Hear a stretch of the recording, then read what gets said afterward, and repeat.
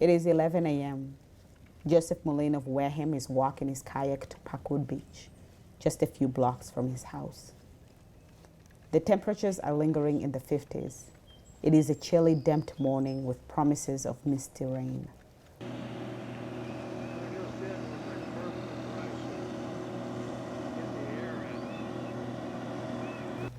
Today is just another practice, one of many he has done in the past. Before he goes into the water, he puts on his last finishing touches, such as his hat and the skirt that will help keep the inside of the kayak dry. The one thing on a dry suit, you got to make sure this zipper gets fully seated at the bottom or else it leaks.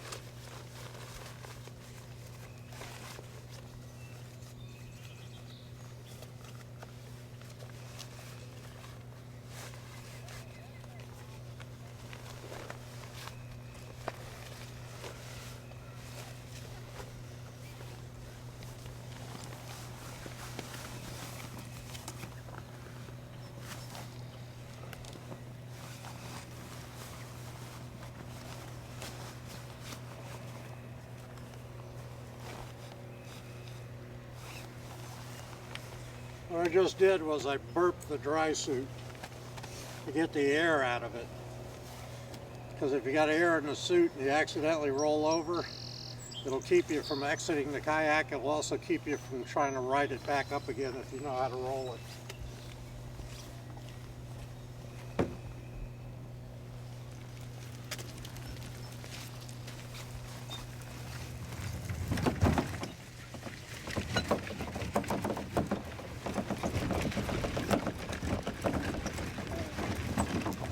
Joseph kayaks 40 miles, sometimes more, rehearsing for his longest open water navigation yet, a 2,000 miles journey.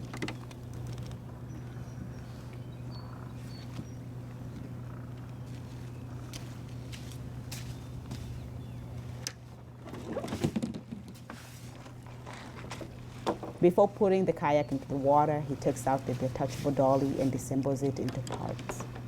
Everything he brought along, he takes it with him.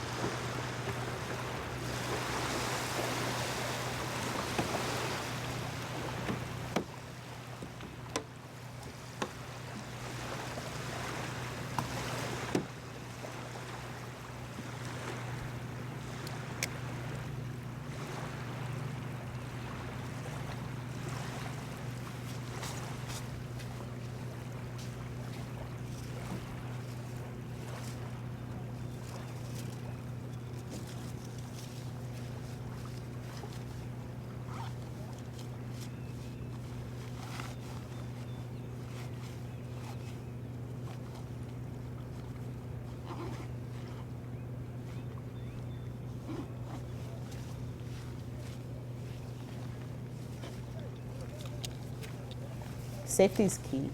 You always have to carry your life jacket with you.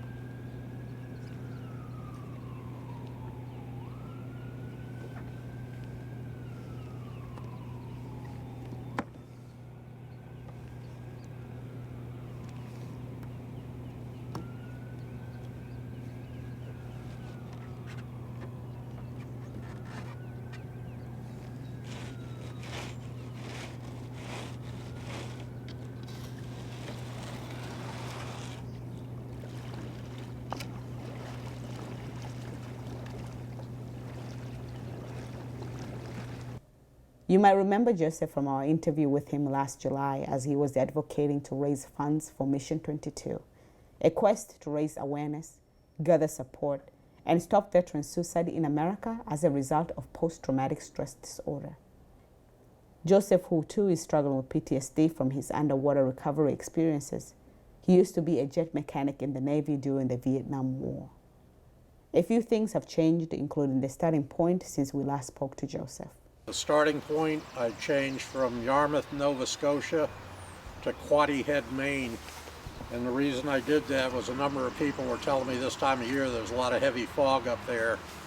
And boats coming in and out of Fundy Bay aren't going to be looking for a little kayak, especially in the fog. So for safety reasons and some financial reasons, I moved it over to Quoddy Head. And the start date is actually moving forward one day. A friend of mine's going to be giving me a ride up to Quoddy Head, Maine early Saturday morning, and I'll be launching Sunday afternoon on an outgoing tide. And the first part of the trip is going to be about 35 to 40 nautical miles, which I should be able to do easily in 5 hours. A couple of his gears have been upgraded thanks to generous sponsors and donors. He's now able to use a sufficient kayak than his previous one. It's definitely set up for the sea. It's going to make my trip a lot easier. I can pack more gear in the front and the back than I could in my 14-footer. West Marine and Garmin has donated me this fantastic GPS unit, so now I have electronics to also help me in my trip. I now have Expedition dry suit. It's a full dry suit, so that's better than the pants and the top I had before. And I now have a skirt that I'm going to be wearing.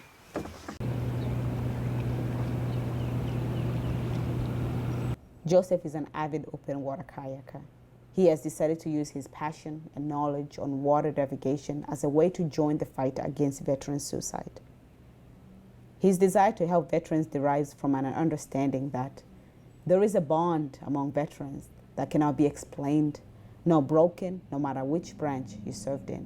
I'm psyched up to do this, and I hope I can raise lots of money for Mission22, and I can help a lot of veterans seek help and have the families understand that they need to stick with them for a while until they can get help and get their heads straightened out.